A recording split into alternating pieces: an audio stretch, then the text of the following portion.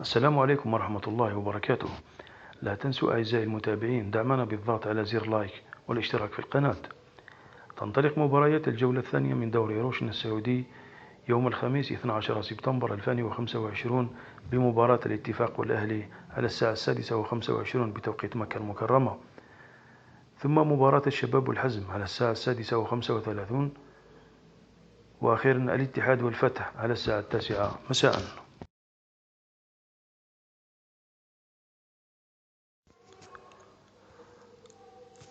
أما مباريات يوم السبت 13 سبتمبر 2025 فتكون كما يلي: الخليج ضد الفيحاء على الساعة 6:25 بتوقيت مكة المكرمة، ثم الأخدود ضد التعاون على الساعة 6:45، والهلال ضد القادسية على الساعة 9 مساء.